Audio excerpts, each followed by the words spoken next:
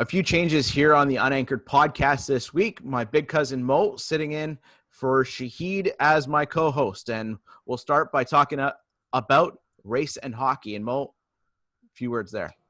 Yeah, Willie O'Ree and breaking the color barrier in 1958.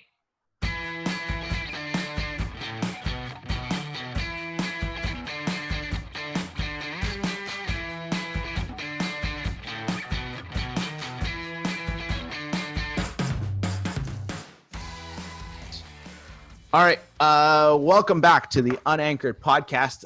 My name is Zamir Kareem. Shahid is taking some time away from the podcast right now. We're going to get him back soon, and we have a few cool guests coming up for you in the coming weeks. And, you know, we've been a little bit inconsistent with our publishing of the podcast recently and taking the end of the summer off, and hopefully try to get back to it a little bit more so. But, you know, life is a little crazy right now. But it's my pleasure to welcome my big cousin Mo Hashim, the founder of Hockey for Youth. I've been wearing this T-shirt on the podcast probably like 5 or 6 times. Keep on expecting Shahid to ask me, what is this T-shirt? Why am I wearing it? But Mo's also wearing it. And Mo is the founder and executive director of Hockey for Youth, and sitting in as my co-host this week. And Mo, just kind of give us an idea what Hockey for Youth is. Okay, but before I get to that, I just want to say that you took time off to play golf, and I'm super jealous of you because here in Toronto, I basically spent my summer with my wife making sure that her dental clinic could be open. We went through renovation. So I'm very jealous because you took time off to play golf. I have not played one round this year, and I don't think I'm going to get to any more. There's no chances. There's no chances for me to play golf right now. It was 5 degrees last week. Was it really that cold? Oh my! Super cold here in Toronto. So that's one thing I'm gonna say. You took time off to play golf, and I'm jealous. Well, I was supposed to play on Sunday with Shahid for his birthday. Well, happy birthday, Shahid, because his birthday was yesterday. Happy birthday. Your birthday was 2 weeks ago. Happy birthday to you too. Thank you. But we had to cancel our round of golf because we're living in this apocalyptic smoke from fires in California, Oregon, and Washington State right now. Look, we've got a pandemic, we've got wildfires out of control that are caused by climate change, and we've got social justice issues. Black Lives Matter. There's so much going on right now. And I know you asked the question, and I will get to it now because I think it's a good segue. The world nobody knows what's happening. Right? I think we can agree on that. Nobody knows what's happening. There's a lot of bad things going on. And I think, touching on something that's really important in the sports world and social justice coming together, especially in the hockey world, I think it's such a critically important time to talk about, diversity and inclusion in the sport. And what we're trying to do at Hockey for Youth is we're trying to give newcomer and high priority youth an opportunity to play hockey, to foster social inclusion, and we're doing it with free hockey programming. It's free. There's no cost involved here. There's no traveling to this arena and that arena. The kids that we work with, we partner with high schools here in Toronto and Montreal and in Ottawa. And in a short amount of time, in 4 years, we've been able to grow to 3 cities. We're now going to get up to hopefully 11 programs. We've got plans to expand to Nova Scotia, out to Alberta and BC. When the time is right, once the pandemic is lifted, we've got plans in place. And the reason why we do this is because newcomer and high priority teens are not going to gravitate towards this sport because there are just too many barriers. And when you think about minor hockey, minor hockey is not set up for welcoming a 15-year-old girl who's never played hockey before. Or never skated before, for that matter. And so, that's what we're trying to do. And what that does for the diversity inclusion side is we are bringing kids of various different backgrounds together. We have kids from 32 different countries of origin, including Vietnam, Syria, Jamaica, Pakistan, Japan, that have come together to learn how to play what we consider Canada's game. And Canada is so diverse as a country. We talk about that pluralism, that multiculturalism that exists here, But unfortunately, it just doesn't exist in the hockey world, or not to the tune where it should be. Whether we're talking about, gender issues, diversity issues based on race, there's a lot of challenges in the community. And I will just touch on this because, what we talked about in our intro is I mentioned Willie O'Ree. And the reason why I bring up Willie O'Ree is because still in this country, a lot of people don't know who Willie is. And I think that's a travesty. I actually think that he should be on one of the bills. There was a conversation around who should be on the $5 bill, and they settled on Viola Davis. And I think that was it Viola Davis? Viola Davis. Viola Desmond. Viola Desmond. Yeah, sorry. Viola Davis is the the actress. Viola Desmond, right? Like a beautiful person who should be on the bill. But I think Willie O'Ree would be equally important to put on one of Canada's bills. He should be known for the path that he blazed in spite of there being a colored hockey league 22 years before the National Hockey League. It started in Halifax, in Nova Scotia. That was where colored hockey was. And there was probably a number of players, including Herb Carnegie, who should have been in the NHL. And they just weren't allowed to play in what was the grandest stage and continues to be the grandest stage. And I think there's a lot of barriers for people of color. So we're doing our part. We're going to talk to some great guests today. Renee Hess of Black Girl Hockey Club, who's blazing a trail for young Black women and older Black women who are fans. And we're going to talk to your boy Salim. Yeah. And getting an opportunity to talk about not only being a fan of hockey and what hockey can do to help foster inclusion, but also how reporters can be part of the catalyst for change. And we're seeing with the Black Lives Matter protests, and the pause that the NHL and NBA had during the playoffs here, that how important it is to have these conversations, and not only have the conversations now, but use those conversations as a catalyst for further change. And we really saw it. I'm really harping, and we talk about it in our interview with Renee, really harping on what the NBA did with putting money aside and helping LeBron James voting rights organization. I want to see some of that stuff come through hockey as well. And yes, some of the arenas that house NHL teams also house NBA teams, and they're going to be using some of those spaces for election day coming up in the U.S. presidential election coming up in November. But there's so much more to be done. But obviously, this just getting voting rights money into voting rights organizations in the U.S. right now is so important. Yeah, and I think that Renee touching on that, and Renee talking about that, I think it's critically important, right? There has to be systemic changes. If we recognize that there's systemic racism, then there needs to be systemic changes, and that's a good way of doing it. And I think in the hockey world, we're going to touch on it a little bit with Salim as well when he talks about, how much do you push?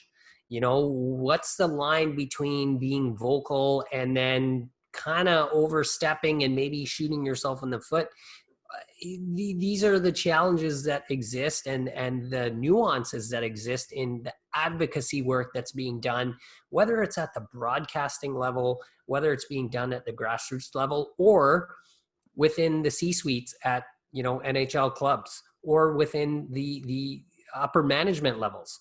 We talk about pipeline and having a seat at the table and developing that pipeline, getting, people of color, BIPOC community members into opportunities where they can then enact change. And so there's this dichotomy that exists, right? And I think we all feel it. People of color, we feel it. We want to be vocal. We want to speak out about things, but we're also careful, quote unquote, not to rock the boat, because we don't want to be seen as that person, as the boat rocker. But at the same time, we're trying to advocate. And I think there's this delicate balancing act. But I think we're going to see the dichotomy of that, with our two guests today as well. Sure, and let's just set up our first guest coming up, and that's Renee Hess. Renee started the Black Girl Hockey Club in 2018 and is a hockey fan first and foremost from Southern California. Somehow became a Pittsburgh Penguins fan, but it all started with the Black Girl Hockey Club. All started up with a meetup at a Washington Capitals game in 2018, and from there it's grown into a national and an international organization which works to advocate for Black young girls and women to get involved in hockey as not only players but as fans as well. And we welcome Renee to our podcast here on Unanchored. Okay, let's get started, Renee, and thanks so much for taking time to join us, and we're talking about a really important topic that has come around sport recently, and it's been I guess reaffirmed or brought back. It was brought back into the spotlight after the shooting of Jacob Blake in Kenosha, Wisconsin. The place for sports as a vehicle or a catalyst for the conversation around racial justice, around Black Lives Matter, around diversity. And this is why we're having this conversation with Mo and yourself. It seems like this is the first time sports has been used as this catalyst for change. And what's the importance there? Well, it seems like the first time maybe in our lifetimes, but you think back to like Jesse Owens and Muhammad Ali, sports has been a catalyst to talk about social issues as long as sports have been played. And so I think it's a good thing to see this sort of activism within sports resurfacing right now, because it's one of our times in history that it's incredibly necessary for everyone that has a platform to utilize it for justice, honestly. And now, Mo, this is the first time you're coming on our podcast as not only a guest but also a guest host, and you and I you've been in the space for quite a long time, and when it comes to getting people that otherwise wouldn't have an opportunity to get involved in sport, get involved in ice hockey specifically, it seems like this is a long time coming to that we should have been talking about diversity in hockey, especially that's such a white dominated sport. But it's 2020, and this is the first time where it's really getting the headlines. Yeah, look, before I even answer your question, I'm always interested in how things kind of come together. So, Renee, you talked about Jesse Owens, and I happen to be listening to an interview with his granddaughter, and how Jesse Owens, wins 4 gold medals and comes back to the United States, and the president of the United States at that time, Roosevelt, wouldn't even welcome him to the White House because he just didn't recognize him. So I think the point about social justice and sport melding together is an important. It's important to raise that, because it's been going on for a long time. I think the methodology of us communicating has changed so much that now all of a sudden we think that, well, it's happening right now. It's never happened before. But if you look at the history of sport and social justice, they've always come together. We talk about the Olympics, and the raising of the right hand and their fist. And, this is where I think, Renee, you're touching on it a little bit here, and we're going to get more into it, but I think it's about having a seat at the table. I think it goes beyond that. Before, it was social justice for social justice and doing something that was going to provoke conversation and probably provoke negative conversation, unfortunately. But now it's about having a seat at the table. And I think, where Hockey for Youth stands, at least, it's about giving these kids an opportunity to play a sport that would be out of reach for a number of reasons, whether it's gender or social issues, financial issues, or just not knowing about it, right? If you're new to the country, how do you know about a sport that you've never been exposed to? But I think it's really about having a seat at the table. And what I'm curious to know, Renee, when you started Black Girl Hockey Club, what kind of prompted that? You're creating space, and I think that's important. So what prompted you to start it? You're exactly right. I wanted to create a space, and I wanted to build a community that it seemed did not exist, even to my eyes as a Black woman hockey fan. I'm looking out into the places where you experience hockey, whether it is online or at a game or in a bar or in a rink with youth hockey. I'm looking at those places and I'm not seeing Black faces.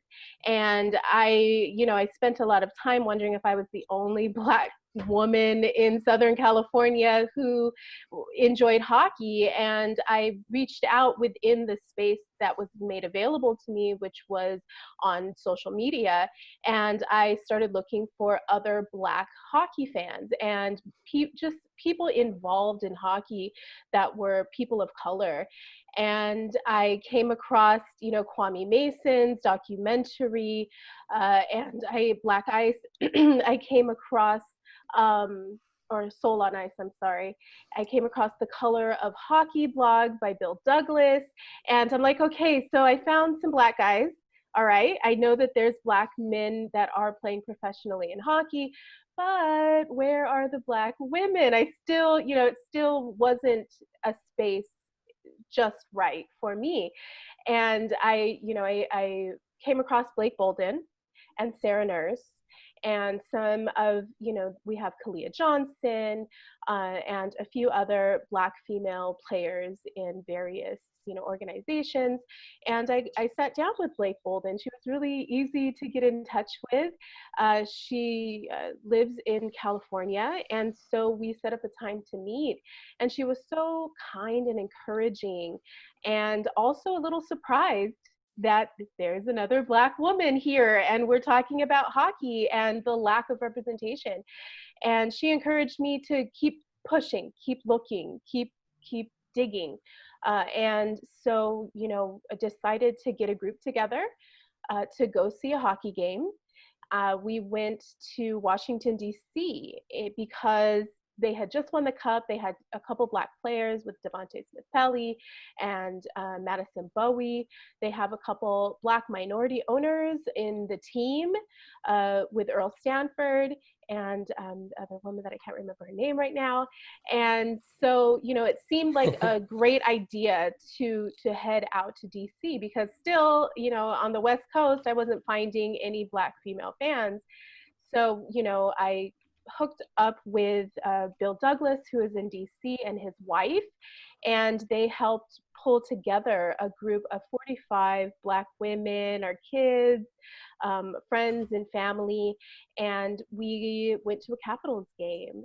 And once we were all together, I realized that this was a community that was sorely underrepresented and also in desperate need of community. And so, we immediately went and scheduled another get together, and the rest is history. It kind of snowballed into this, social media space, as well as, a chance for Black women and our friends to kind of get together in real life in a hockey space.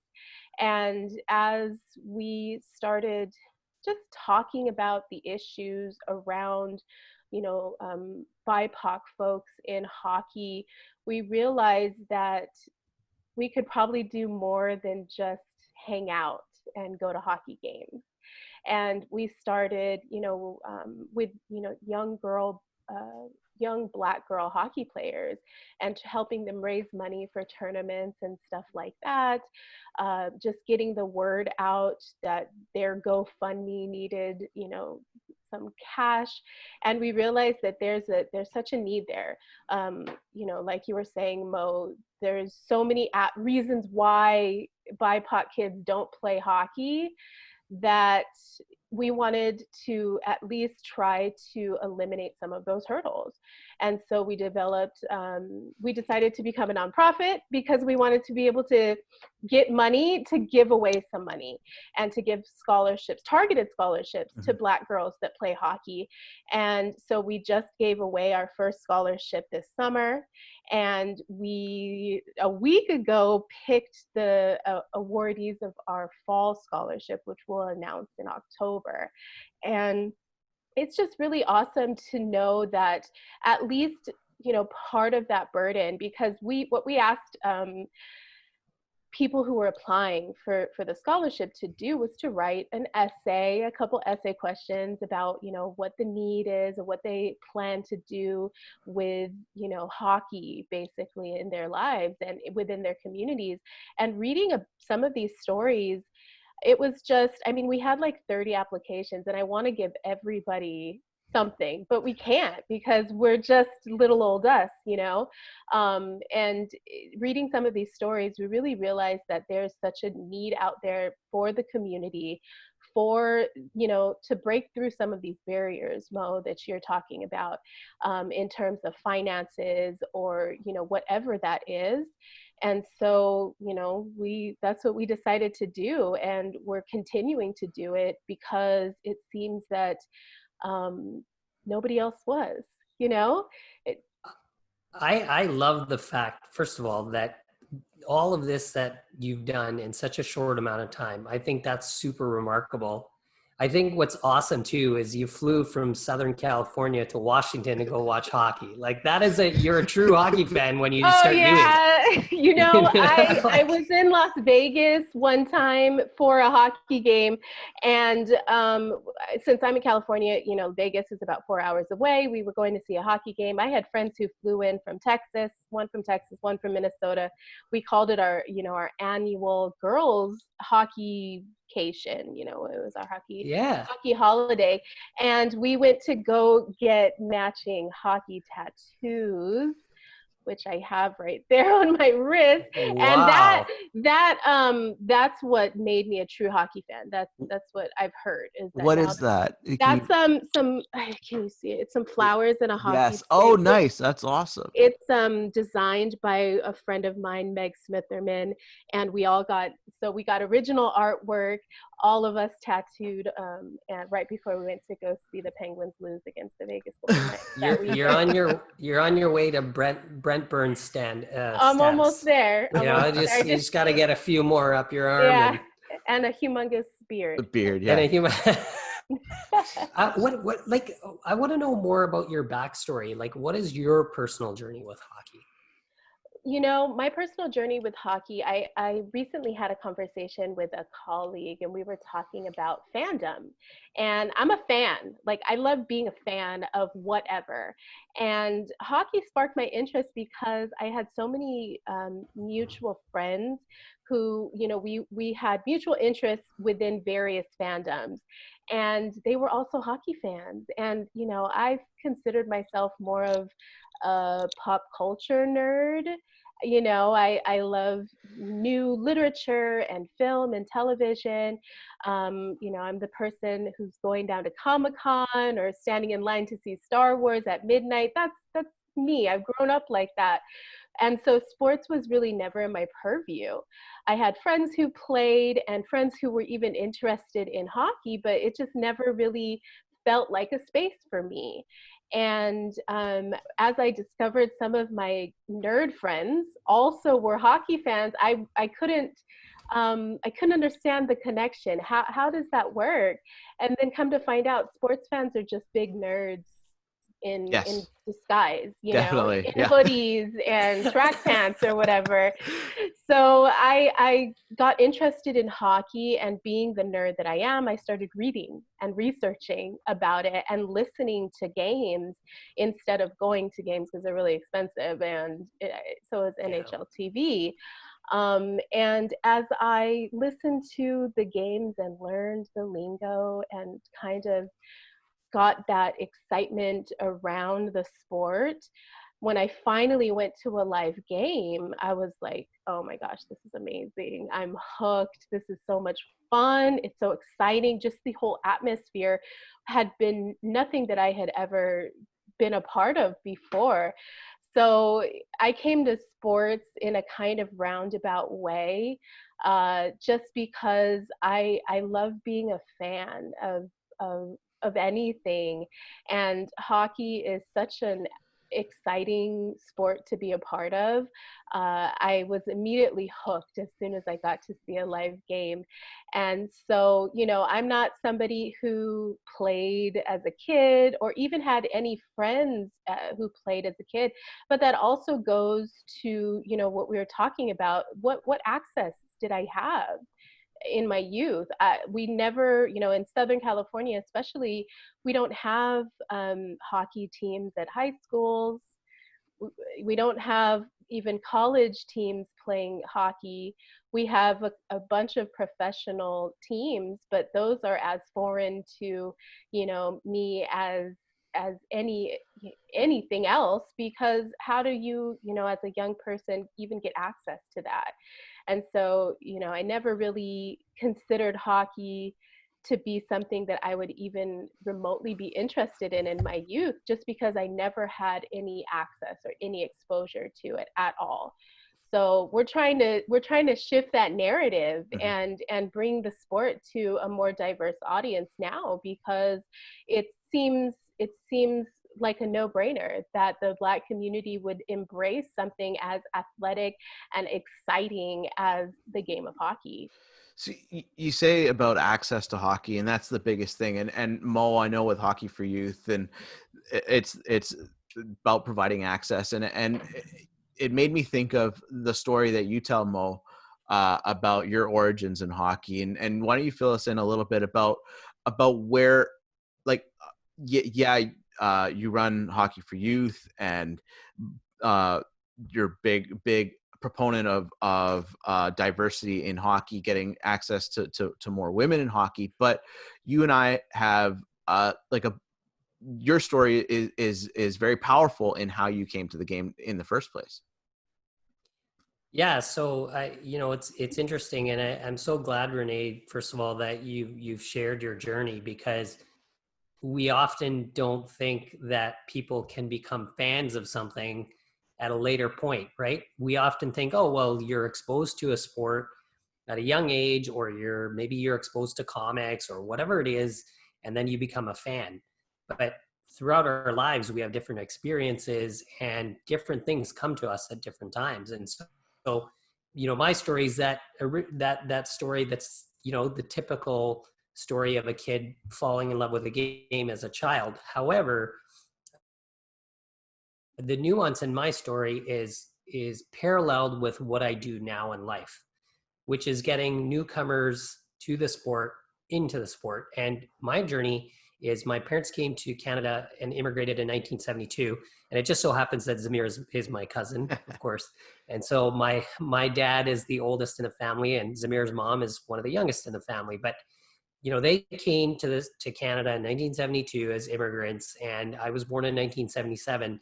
And the story really goes that my mom had taken my older brother and older sister to go see Stars on Ice. And of course, those tickets would have been gifted to her, and so she went, and so she knew what skating was. And you fast forward to, I'm 6 years old now, and my neighbor, or our neighbor, Mrs. Brown, says to my mom, hey, my son's outgrown his hockey equipment. Why don't you put your youngest son into hockey? And because my mom knew what skating was, there was a natural inclination to, okay, I know what this is. Okay, let's do it. We're getting equipment for free. Let's try it out. And I vividly remember taking steps onto the ice. Maybe it wasn't my first practice, but I vividly remember falling on my butt and getting back up and loving it.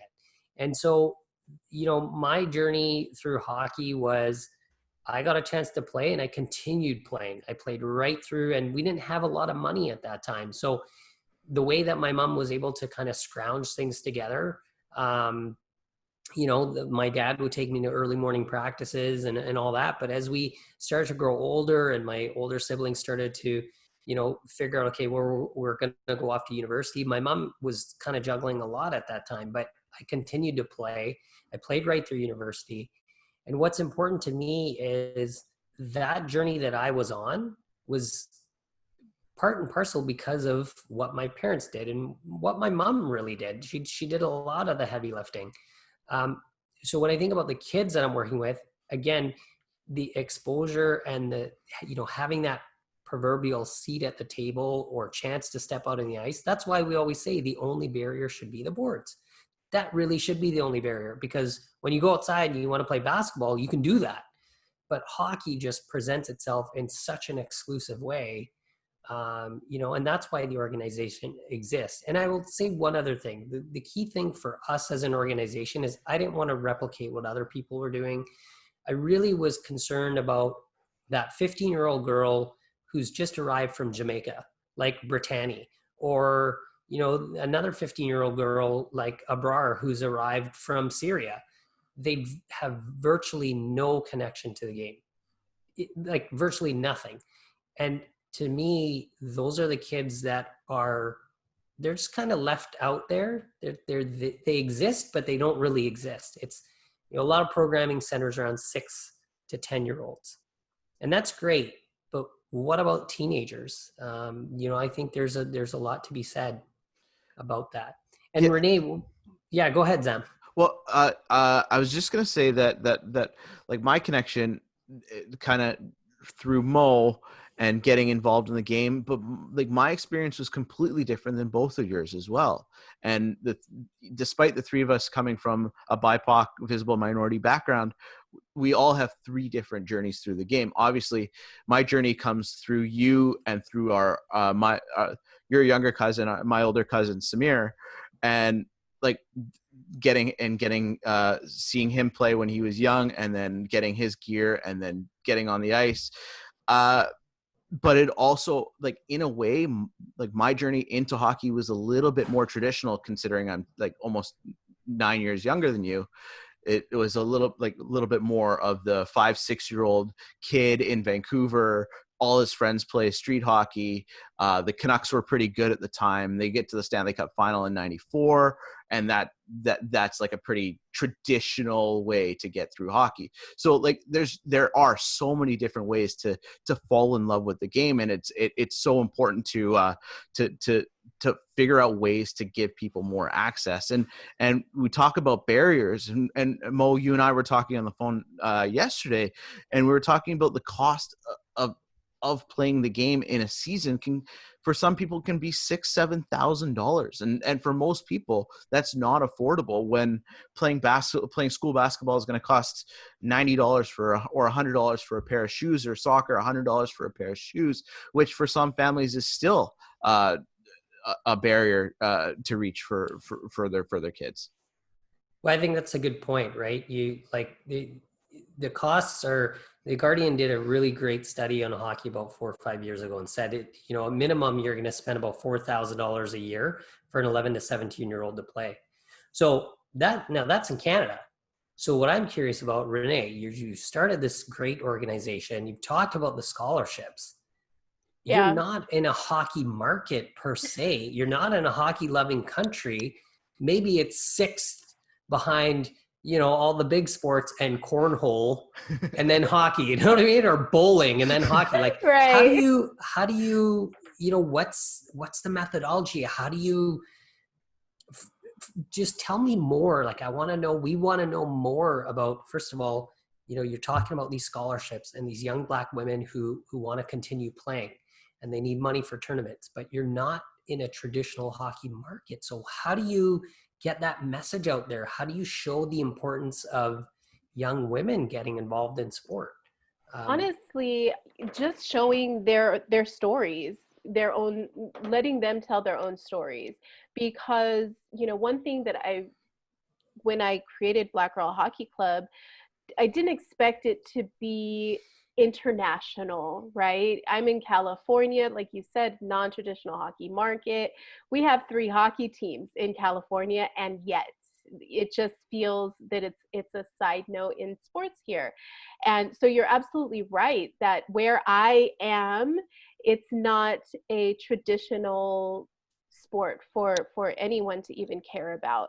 But the cool thing that I realized about Black Girl Hockey Club is that we are international. Where I am, it doesn't even matter because we are all over the United States, all over Canada. We have Black Girl Hockey Club members who live in Africa, who are, Wow. you know, in Kenya. We have some folks out there. We have people across the pond in, you know, in England. And so it's really an international community. It has to be, because again, nothing like this exists for Black women. It doesn't matter if I'm in California or Canada. It doesn't exist, period. It's not like I'm taking away, like you were saying, Mo, you wanted to just do something unique. It's not like there's 10, 20 other organizations out there who I'm pilfering people from and I'm like, hey, come be part of my organization. It literally doesn't exist out there. And so it didn't matter that I was from California when I traveled to DC. It didn't matter. A lot of those women were not from DC. They came from all up and down the East Coast. And as we've held meetups across the country, we had people. It's so funny because I met some people, hockey fans from LA in Pittsburgh. They traveled to Pittsburgh to come to a Black Girl Hockey Club meetup from Los Angeles, and then I ran into them, you know, at a Kings game later on. And so it doesn't matter where I am, because this is an international movement. It has to be, because it doesn't exist otherwise. There's so many people across the world so many Black people, and specifically Black women across the world, who are hungry for a community space. And, you know, Black Girl Hockey Club is just a niche of that larger need. And it's interesting to me because, especially in the last few months that we've been on lockdown, that we've, you know, that these protests have been going on, that other sports are taking an interest in social justice issues, that the audience for Black Girl Hockey Club has grown, not just from Black Girl hockey fans, but Black girl sports fans, Black women journalists, Mhm. who are interested in having a community space with other Black women.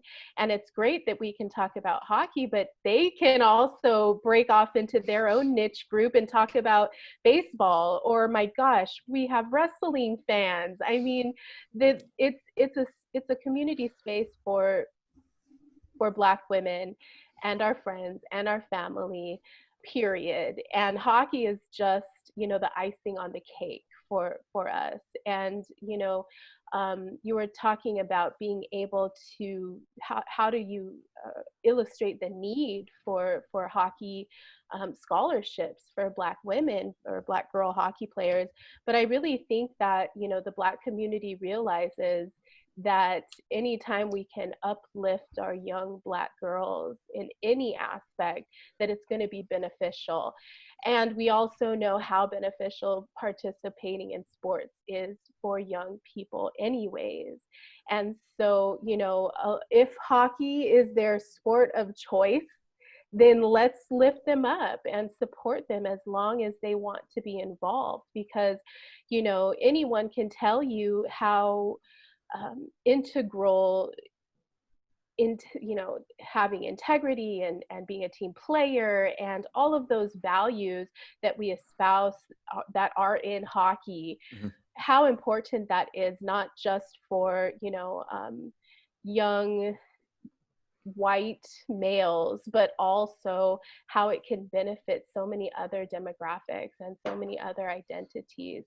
And I think that, you know, when we had applications for our scholarship, we had about 30 young girls apply from everywhere from Ontario, Canada to Dallas, Texas. So it was just, it doesn't matter where I am, you know, I'll go where the hockey is, right? I'll go where the need is. And I will travel for hockey, obviously. We've seen that. Uh, So, Yeah, go ahead, Zamir. Renee, you're talking about the importance of teamwork when it comes to hockey, and you know, I have that conversation with my fiance Emily all the time about how important teamwork is, and she didn't grow up around team sports or really around sports at all, and her first exposure to sports in life has been through me, and has been kind of funny because she always makes a joke that, like, how did I end up with this this nerdy jock hockey and golf loving guy? And when this is something that she'd probably never watched a full hockey game until I took her to one in November. Last November, we went and saw the Canucks play the Colorado Avalanche, which, Nathan McKinnon, don't even get me started right there. Yeah. But yeah, the importance of teamwork, the importance, the life skills that not only hockey but sports provides. It's just so important in life, and it's a matter of trying to get people involved in the game. And what are, like, are you able to speak to some of the opportunities that you're able to provide through your scholarships? Well, you know, one of the things that we ask for when we are talking to applicants is we ask them for their grades. Mm-hmm. So we're looking at their academics, obviously. I mentioned the 2 essays. And then, you know, we don't directly ask about financial need because, you know, as a person growing up who wasn't rich, Mm-hmm. I know that, you know, applying for scholarships is hard anyways, but having to provide proof of my income can be embarrassing, Mm-hmm. and it's off-putting, and sometimes people don't even want to do that. And so we just kind of ask about, you know, what would these funds mean to you, and we let them answer for themselves. And so once we look at those applications, and we did it for the first time just last week, so this is all very new to us, we look at financial need, definitely, but also just kind of the girl holistically, and who she is as a person, and what her goals are, and, you know, what her nominator has to say about her. Also, as a teacher by trade, you know, I work in a university. I'm looking at, you know, did she follow the directions of the application? You know, having to whittle down 30 applicants to 4, you know, that's something that definitely is a part of the application process. But also, you know, what is this person's coach saying about them? What are their teammates saying about them? Those are the types of things that we're looking at. Ultimately, you know, we want to give opportunity to young Black players to be able to continue engaging in something that is uplifting them and their families, but also we want to be what's the word I'm looking for? We want to be purposeful with it as well, because, you know, we want to uplift the families that have need and that have a real desire to continue in something that perhaps they wouldn't be able to continue with otherwise. Because Mo, oh my goodness, you are 100% right. How expensive this sport is on a seasonal basis. In order to create this scholarship, we sat down with a hockey mom who's local in my area, and we kind of asked her to run through the costs of a season. And something that was a huge surprise to me was the fact that for travel hockey, you know, to be on a travel hockey team, and I'm not sure if it's the same in Canada, but to be on a travel hockey team down here, you got to pay the fees, obviously, for your team and equipment and all that stuff. But then also you're required to attend tournaments that are a whole nother set of fees. And so you might have to pay $4,000 to start the season, but also have to pay $3,000 for each tournament, and those aren't optional, you know, and there's no real assistance in those areas for a majority of families. And so looking at that, we decided to give our largest scholarship is $5,000. And we felt that that was, hopefully going to make a dent in the costs of hockey for a season and give the family an opportunity to maybe put one of their other kids in hockey, or, be able to attend those travel games that are out of state, or, in some instances, international, any way that we could offset those, at least one of those barriers we are talking about. And, Black Girl Hockey Club, once we have tried to address the financial barrier, we've also introduced our community to the moms and the players and their family members and their friends. And now they know that they have a space that they can come back to, even when, things are going good or things are going bad. They have a space too. And I think that's been another aspect of the scholarship that has been so fun to watch, is to see the families say, I didn't know you existed, but now I do. And now, we're a part of this organization. We don't have membership fees, Black Girl Hockey Club. We don't have membership fees. We don't have, an application. If you are a Black girl and you're a hockey fan, or if you're an ally and you're a hockey fan and you're cool with us, you're part of the club now, basically. Yeah. I there's so much to unpack there. And I think back to my time as a kid growing up playing hockey. And I remember, getting rides from Jamie Flello's dad, right? Like Jamie and I would go to games together, and Jamie's dad had a minivan at that time, or a van or whatever it was. And it's like, he could pack us in, and we could go to a hockey game, or, go to one of our practices. Or Colin, my friend Colin, his mom would drive us to, and she was the manager of the team. Or, I think of my friend Baldeep, who's Indo-Canadian. In fact, there was a lot of Indo-Canadians on my teams growing up. We were quite a diverse team, and so I think about his dad, and he would be absolutely willing to drive us to hockey games. Whereas my parents couldn't do it because they were busy with work, right? It just wasn't in the cards. I mean, when my brothers and my older brothers and my older sister, when they were able to drive, then they would start to come with me from time to time. But I think that barrier is there. Like you talk about travel hockey, that's a barrier. You now got to fork out money, and you got to go to another city, and you got to get a hotel, and you got to pay for food, and maybe you have a tracksuit. Or as a kid, I remember that tracksuit. I always wanted that tracksuit, but we just couldn't afford it. We just couldn't afford the tracksuit, Yeah. and I never really got the tracksuit. So those costs continue to add up. Mm-hmm. I want to reflect back though on, you touched on it very slightly. And I think what's really important is you talked about the social justice side of the sport and what's happened recently and what continues to happen, not only in the United States, but here in Canada. We just don't seem to expose as much light on these issues. And I think we need to do a better job of that. It's my personal opinion. But what did it mean to you when the NHL finally stepped up and said, look, we're going to stop playing hockey for the next couple of days?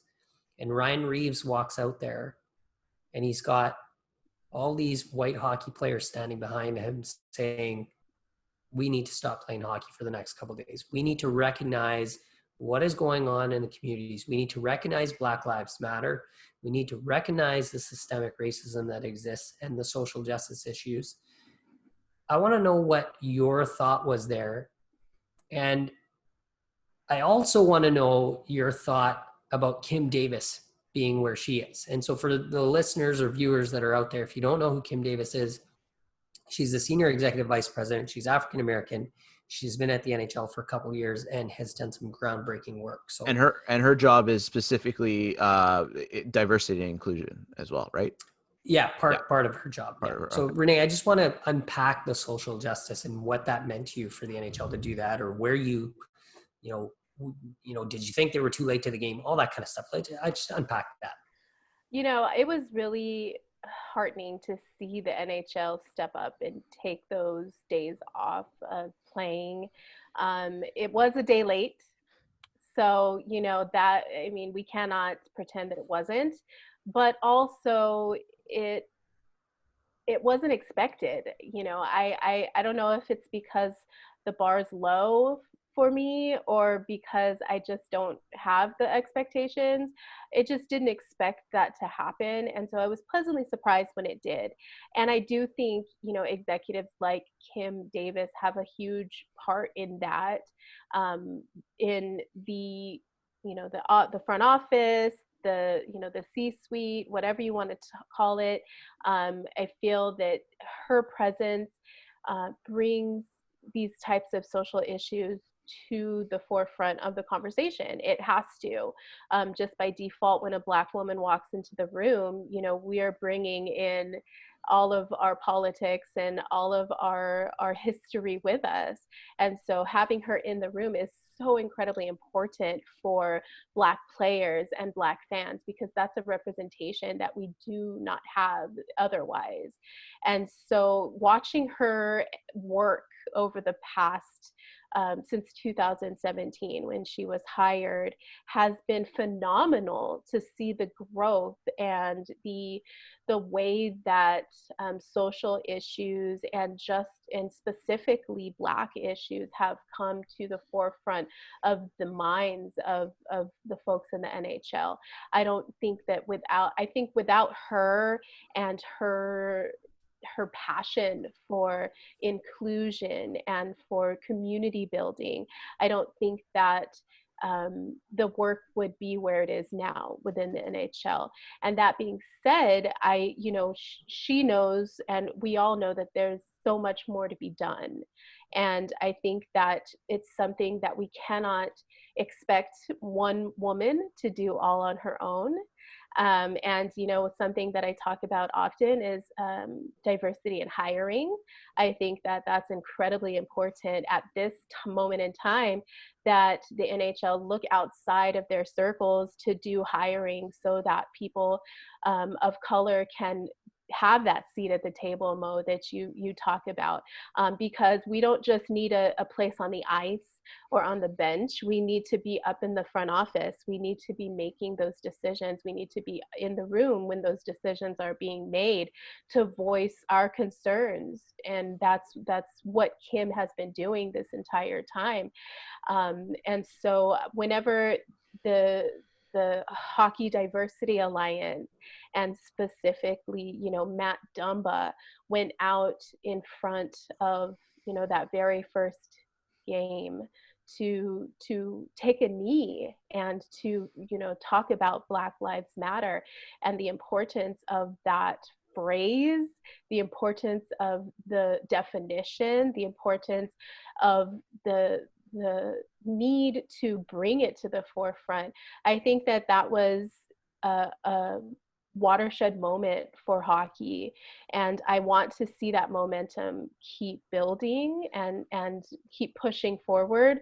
That's the hope, anyways, that this doesn't just get dropped for another, you know, newsworthy topic, that this is something that is going to be a continuous change. And I think the creation of the various inclusion committees by the NHL is a good idea.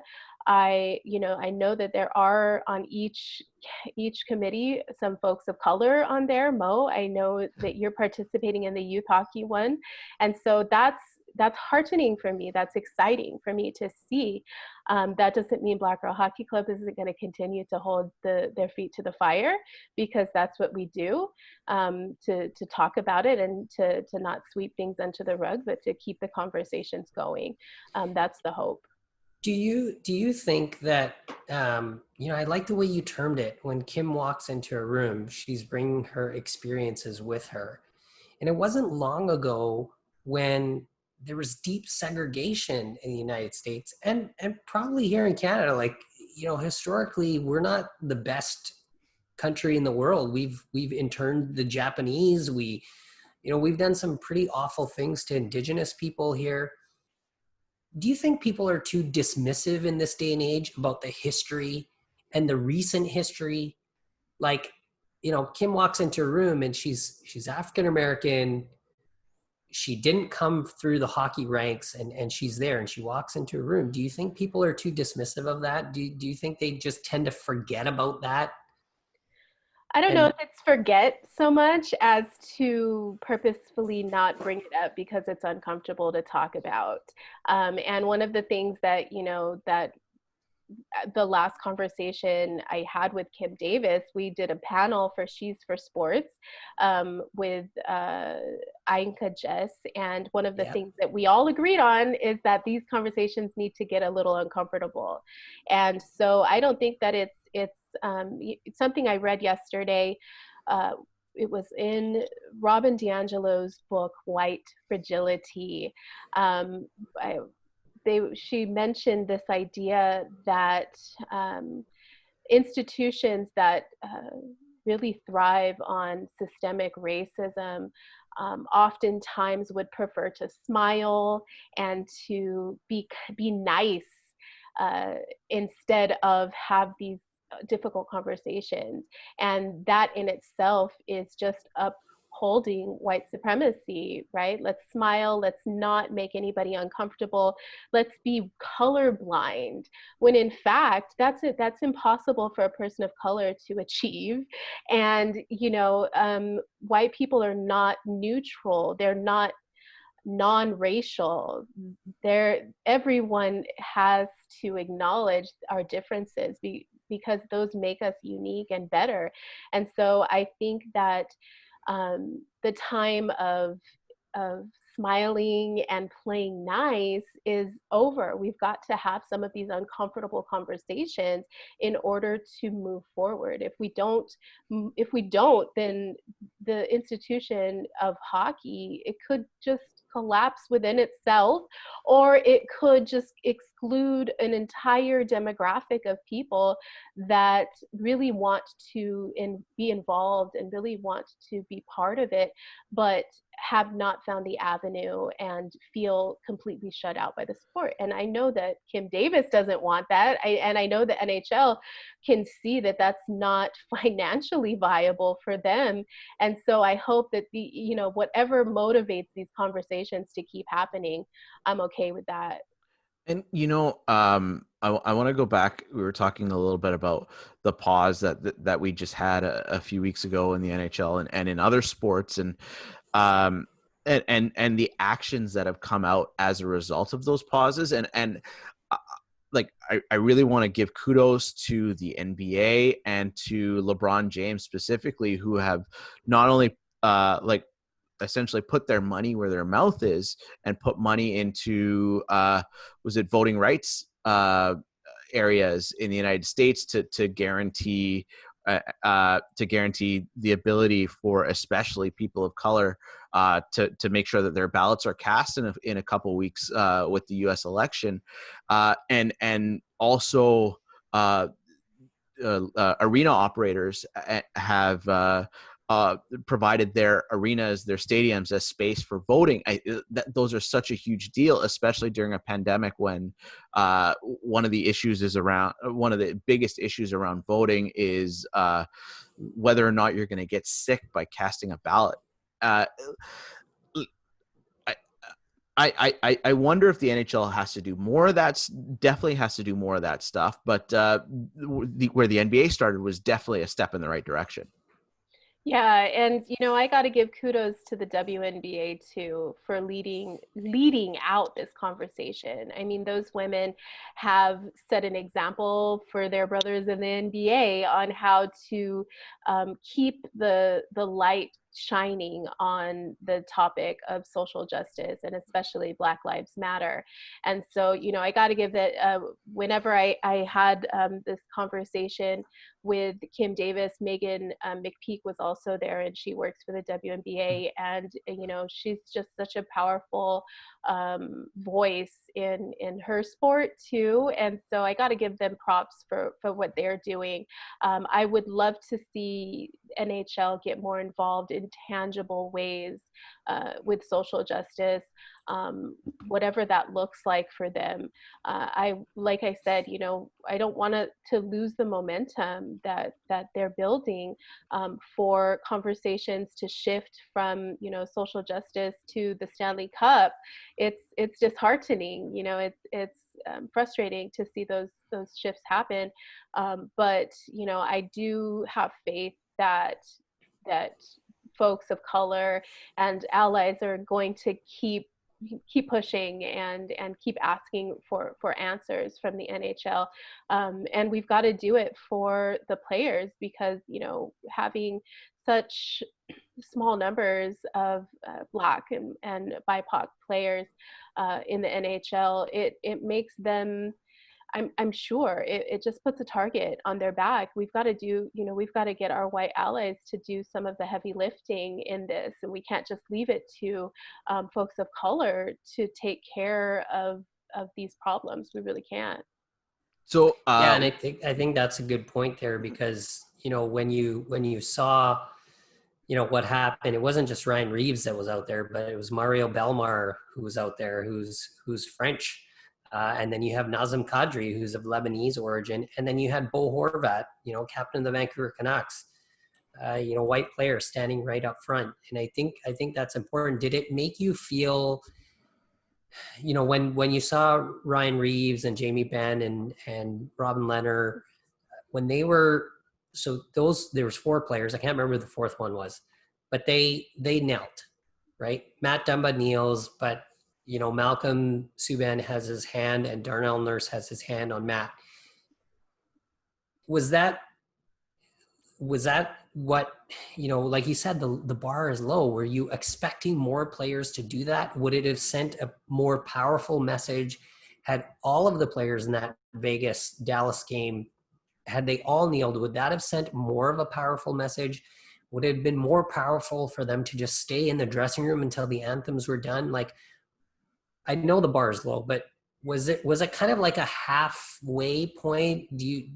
What was your sense around? Honestly, I was in shock that it even happened, to be honest. I never thought I would see that in hockey ever, especially with players who are dressed and out on the ice. And so, I have no expectations in that. And just the fact that it happened with, players of color as well as white players, uniting from different teams, taking a knee, that was incredibly powerful. And I wouldn't ask anybody on either one of those teams to do anything that they felt uncomfortable with, right? I mean, that's, if it becomes performative, it loses its power. And so I don't want to see something that I know is going to be fought against in quiet circles tooth and nail, just because they think that that's what fans want to see. I rather it be organic and real and heartfelt. And if that means that it's Matt Dumba by himself, or 4 of the Vegas Golden Knights and Dallas Stars taking a knee, then that's wonderful. Either way, I wish they would have done it more than once. But I think that's not. It's not on the ones who are trying to force their teammates to do anything. And so the fact that it got done and that it happened and that it shook the hockey world, there were fans who were incredibly upset that took place. Even, what it was just too much for so many people. And so I think whatever was meant to be done, whatever the outcome of that, it achieved what they wanted it to achieve. They got the attention. It achieved what they wanted it to achieve. They got the attention of their fans and the rest of the league, and we can move on. But there does need to be next steps. Kneeling has become something that is an easy out, right? We need to see next steps. We need to see policy changes. We need to see hiring disparities addressed. We need to see some of these financial barriers that we're talking about addressed. Integrating the sport of hockey into, you know, minority communities needs to happen. All of those things are tangible changes that can take place. So, in recent years, we're starting to see more and more minority broadcasters that are broadcasting NHL games. David Amber's been around Sportsnet and Hockey Night in Canada for the last number of years, as well as Anson Carter and Kevin Weeks, who've been around. And now the incoming Seattle Kraken have hired Everett Fitzhugh as their play-by-play announcer. And as someone who's been a play-by-play announcer for 12 years, I'm like, where's my call? But definitely proud to see someone who doesn't look like everybody else getting behind the mic and going to be calling games. I wonder if he's going to sound the same or if he's going to sound different than the guys that we're used to hearing. Do you think that's that's obviously a step in the right direction, but how where can we continue to do better as not just on the ice, but in the people that are presenting the games to us? Yeah, I mean, you know, the hockey media is incredibly whitewashed. We've got to start, you know, expanding our purview in terms of who has access to the sport in general, not just, you know, playing, but also in media. I recently had a conversation with the assistant general manager of PNC Arena in Raleigh, North Carolina. He works for the Carolina Hurricanes. He's a Black man. And we talked about, you know, just the opportunities for young Black students to get involved in the business of hockey. It's almost, I mean, it's not even on their purview. Nobody addresses it with them. Nobody headhunts young Black kids to come work in hockey. It just isn't happening. And they don't even know about the opportunities that are available within hockey because it's just not presented to them. And so that was something else that we talked about. You know, we want to see more people of color in the front offices, on the ice, but also, you know, asking the questions in the locker rooms to the players after the games. We want to see people of color covering hockey in, you know, national newspapers and stuff like that. We want to see people of color doing, you know, doing the color whenever we're watching a game. I mean, diversity is not just adding white women to the roster. We need to add Black women. We need to add LGBTQ voices. We need to infiltrate the communities that we want as fans. We've got to hire people that look like them and that have their shared experiences. Because, you know, just like Kim Davis walks into a room with her history on her back, so do the rest of us. We come with knowledge and experiences that are going to enrich that media room or that locker room or whatever. We just need that chance. Well, I think this is a good, you know, what we're doing here today, right? Just the three of us, people of color who are talking about hockey, a sport that we all equally love, and we want to see the best things come to fruition. By the way, Everett Fitzhugh, name that's very easy to remember for me because my dad spent some time in Tacoma. So I used to go down to Seattle, Tacoma a lot, and of course spend some time in Everett.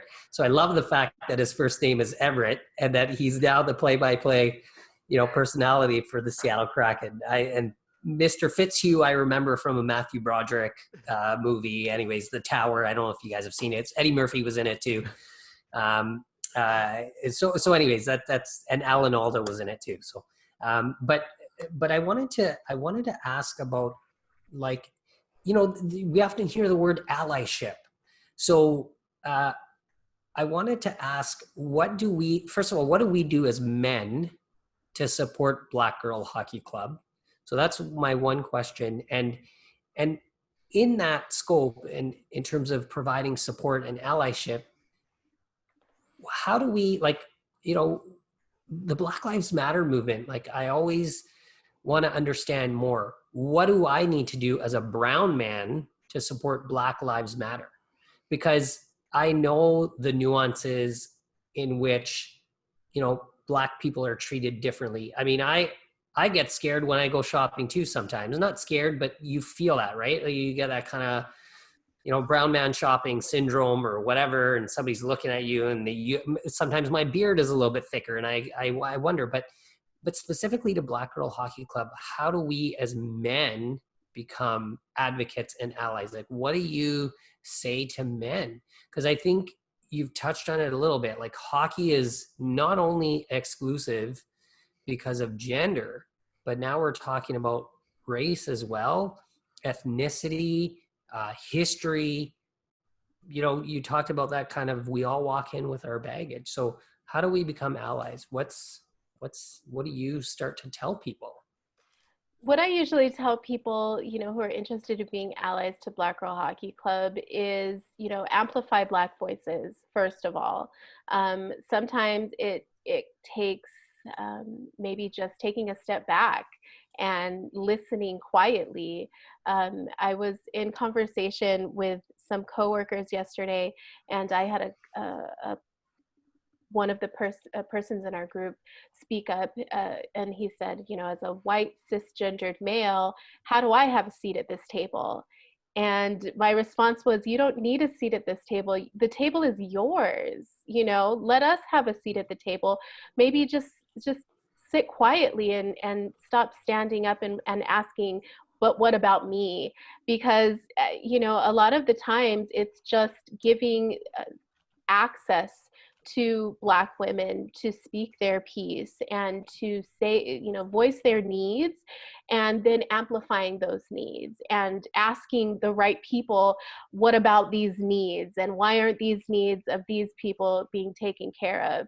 And so, that's what I usually would tell an ally of Black Girl Hockey Club, is to, use your platforms, whatever it is, to amplify Black voices, and specifically Black women, to, if it comes down to it, step aside and give your space to someone who has an intersection that perhaps needs it. Because, you were talking about intersectionality, being Black, being a woman, being LGBTQ, being disabled. Those are intersections. We talk, being poor. Those are various intersections. And when you hit all those check boxes, you have such a, you're going to have a harder time, and especially in white spaces. And so that's what Black Girl Hockey Club is meant to do, is to provide a community space for people who are not at that table, who do not have a seat at that table. And our allies who want to lift up our voices are there conspiring right along with us to get that seat at that table. And so, Renee, this will be my last question, because we've talked to you for an extended period of time, and we all have work to do. And so, what's next for the Black Girl Hockey Club? What's next for Black Girl Hockey Club? I think we're working on an advocacy campaign that we're hoping to launch in the next week or so, knock on wood. And we're just really pushing for some tangible shifts in hockey culture with this advocacy campaign. Racism is not it's not a thought exercise. It isn't theoretical. This is something that is physically, mentally happening to, BIPOC folks all across all levels of hockey. And so there are tangible changes that can be made, whether it's financially, whether it is, using our platform to amplify voices, or whether it is just, taking a closer look at the policies that are enforced or not enforced in youth hockey, and professional hockey too. We're looking to gather as many supporters and as many voices as we can to push for some tangible change, because the time for listening and learning is over. We're here to shake things up. We're here to disrupt. We're here to make people uncomfortable, because these topics need to be addressed. And until they're addressed, folks like you and me, we're not going away. No. We're going to keep talking about it. So that's what's next for Black Girl Hockey Club. Great. Well, thanks so much for your time. I hope we're going to get an opportunity to chat again and maybe connect over once the world is open again post-pandemic, and we can actually go to hockey games, and we can all do some advocacy work together. Got to get out to that Kraken game, man. Exactly. We'll meet halfway in Seattle. Exactly. Thanks for having me, guys. Thanks so much. Thanks, Renee. Yeah, thanks.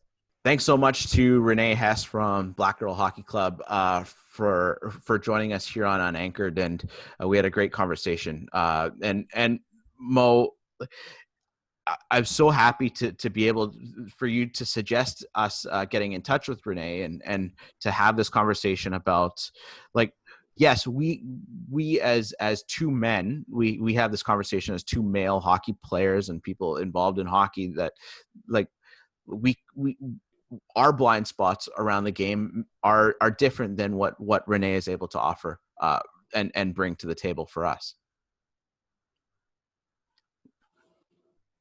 Like it comes down to like Renee is able to talk about how her experience as being Black and being a hockey fan, and how she's not really like seen in a way, like and the fact that she's able to now be seen more through the Black Girl Hockey Club and through her advocacy work and getting more young Black girls and more young people of color, girls of color involved in hockey is huge.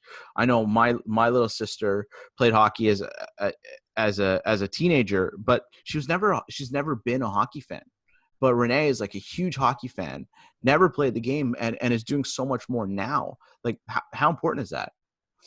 I think it's so important. And I think her journey, just like everyone else's journey, is going to be different. Hers is very different, coming to the sport later on in life, and coming to the sport as a fan, and really kind of being a fan of fandom and developing that. I mean, that is a remarkable story. I love the fact that she talked about, flying across the country and going to watch a Washington Capitals game. From Southern California, you fly all the way across the country to go and watch hockey. Like, that is a true hockey fan right there. Mm-hmm. And I love the fact that she's been able to connect not only with young Black girls who are learning how to play hockey and Black women who are into the sport of hockey, but I love the fact that she's talking about more of a global movement, that they have people who are engaged from the UK and Kenya and in Canada and all across the United States. I mean, that is the power of a movement. And I think Kim Davis always says it the best. It is not a moment, it is a movement, right? And that's mm-hmm. what this conversation with Renee, in my opinion, that's what it highlights, that she's developing a movement, that this is something that's going to continue. And I know, working with young women, getting them into the sport, and some of them who are Black, it's their journey is what drives our organization to do the work that we're doing. And I love the fact that you even talked about us being two guys in the hockey world. Our blind spots are there, and that's why I asked about, what do we do as men? What do we do as men of color to support and to be allies? That word allyship is thrown out a ton everywhere. How do you be an ally? Well, it's about getting involved in the movement, and sometimes it's about just listening and learning and sitting at the table and being quiet and listening to where that explanation is coming from. And I think those are powerful messages that Renee is fostering, and I think she's doing a great job. I'm so happy that, you know, this was my first conversation with her. We've traded some emails, but I love what she's all about. I've known about them for a little while, and I know that Hockey for Youth as a foundation, we're just going to continue to connect with Renee, and we're going to do something special at some point. There's no doubt in my mind. And I just want to be a part of whatever it is that she's doing to grow the game. Mm-hmm. You know, these are populations that have just been kind of left, you know, off the rink. And we always say that the only barrier should be the boards. It's not just about being on the ice, but it is about being off the ice as well, and being a fan. And yet just being involved in the game and showing why hockey is the best game in the world. Like this is our favorite sport, the sport that we are so passionate about and we like both live for. And this is like, and we want everyone to be to love this game as much as we do.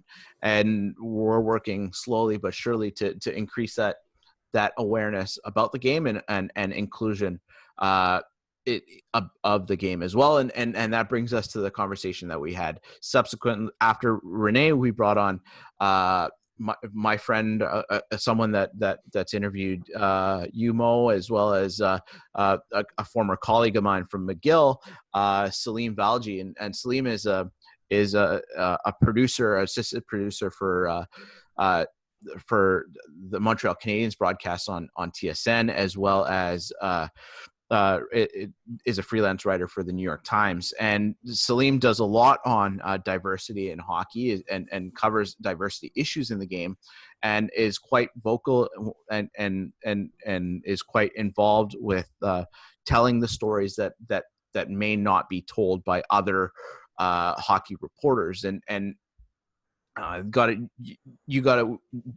during our conversation or before our conversation, you got a chance to tell the story of how you made it into the New York Times through some of the reporting that Salim was doing. Yeah, I mean, he reached out, and you know, thanks to your connection, that's how I got to know Salim, and him and his colleague Etienne Lajoie reached out and said, look, we're starting to do profile piece on, you know, racism and diversity in hockey and inclusion. And we love what Hockey for Youth is all about. And, you know, it really was an opportunity for us to, you know, showcase what it is that we're trying to do to make the game more accessible, right? There are so many barriers that exist in hockey, whether we talk about the social or gender barriers or financial barriers or ethnic barriers or race barriers. There's barriers all over the place to get into the game. And so, you know, really having that conversation, I think what's important is, yeah, Salim is writing about this stuff, but I love the fact that, you know, he's not just the reporter that's writing about racism and diversity. At the end of the day, as you mentioned, Zamir, we are fans of the game. And so I think reporters of color also realize that, look, we just want to be journalists covering the sport, not journalists who are covering the sport because there's a race or diversity issue that needs to be covered that's coupled with the sport.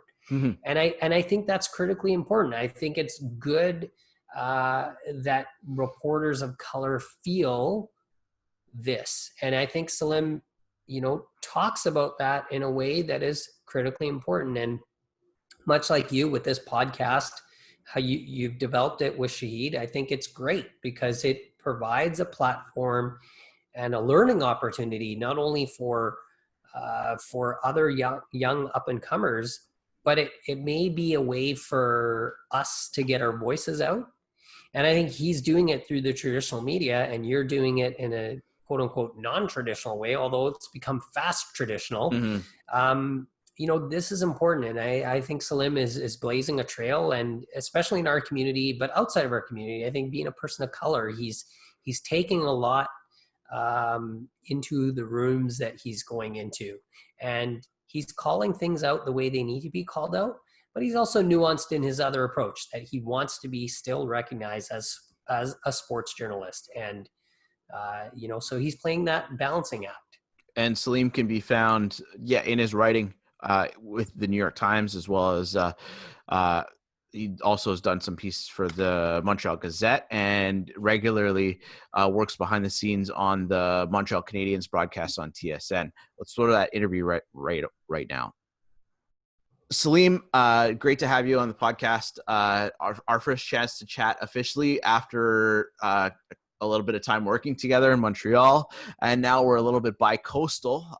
You're still in Montreal, Mo in Toronto, and then me back on the West Coast. And it's funny, like our relationship working together, we were essentially a team of 5 or 6 broadcasters at McGill that were, funny enough, like on a sports organization, McGill Athletics, that was overwhelmingly white. We had 2 brown broadcasters, 2 black broadcasters, and a supervisor that was also a South Asian guy. So I always found that a little bit ironic during my time at McGill. Yeah, it was cool. It was a fun culture to try and build and work with you. And you're right. It overwhelmingly was Caucasian, and working at McGill as a colored person was really, really tough. And there were a few instances of overt racism that I experienced while working with McGill Athletics and Recreation. So it was fun to have that climate where even some of our camera people who were really awesome there, they were a diverse group as well. So it was good. And we brought something really unique to the table. We all had really different backgrounds. Diversity is a strength, and it's a strength in having different perspectives, having different life stories, having different approaches. And we did a great job, and diversity was a big reason why. And so one of the things that you're focused on now, and you were writing when we were still working together at McGill, but then you were also you're more full-time writing since then, focused on diversity and diversity inclusion in hockey and in sports in general. And can you explain some of the stuff that you're really working to focus on recently, especially when it comes to diversity around hockey? I think what I'm focused on is simply telling stories that haven't been told for a really long time. We are talking about a sport of ice hockey that's extremely Caucasian on the ice, but it's also extremely Caucasian in the press box and in the production truck and in media executive meetings. The sport overwhelmingly is played by Caucasians, and it's also covered and reported on by Caucasians. So I've been focused just simply on telling stories. Racism in hockey has been prevalent since it was invented here in Montreal many decades ago, and those stories haven't really found the limelight quite yet. So whether it's writing for the New York Times, I wrote a story about Akeem Aliu's reaction to a player's he wrote a Players Tribune story, and then I did an interview with him afterwards. It was a story like that. Back in December, I did a deep dive for the New York Times with one of my best friends, Etienne, on race and cost in hockey. It was a 2-part series. So it's just stories like that, trying to tell stories and ask questions that other reporters haven't asked during their careers, and bringing awareness to these really prevalent issues in the sport. On that note, you talk about Akeem, and obviously there's a lot that's happened since that time. You look at Matt Dumba's speech prior to the start of the new NHL playoff system or format in this pandemic time. You look at what happened when, the NHL players decided that they were going to, stop playing hockey for a couple of days to recognize social injustice and systemic racism and Black Lives Matter. Since that time, since Akeem's story came out in November, and fast forward to where we are now, what do you think the momentum is or has been? And in terms of where do you think it's going? Do you think this becomes just a flash in the pan? Well, this is what's happening because there's a pandemic and Black Lives Matter is, we're hearing about people being shot, and the stories are being covered by the media. Like, where do you think this goes in the hockey world? I don't know. I'm probably more pessimistic than a lot of people. We regardless of what happens, it'll be a handful of years before we really have an answer to that. It takes a long time to change a culture. It really does.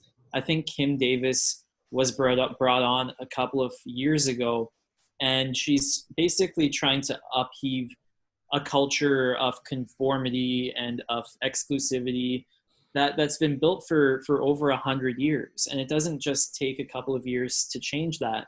And you look at who the gatekeepers remain in the sport of ice hockey, it's almost entirely Caucasians, from the president level down to the coaching staff level.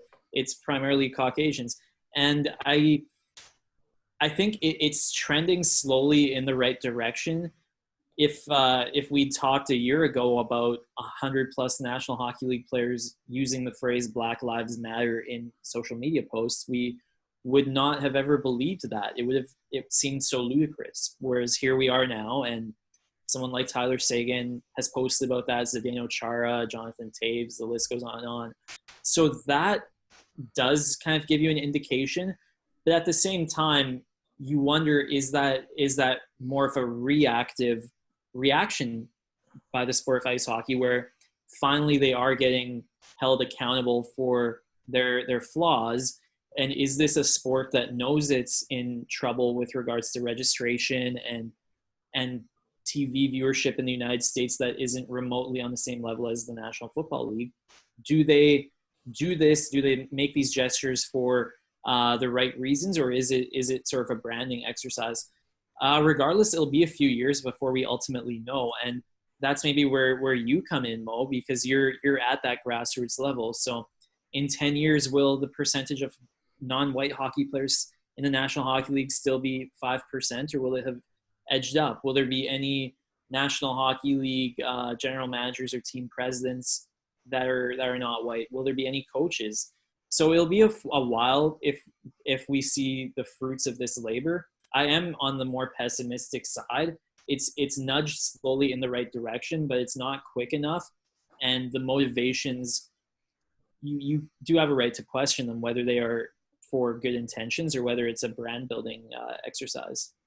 And you speak about like coaches or and we've had one Indigenous coach in the NHL, and Ted Nolan, and that's like diversity as far as coaches go. I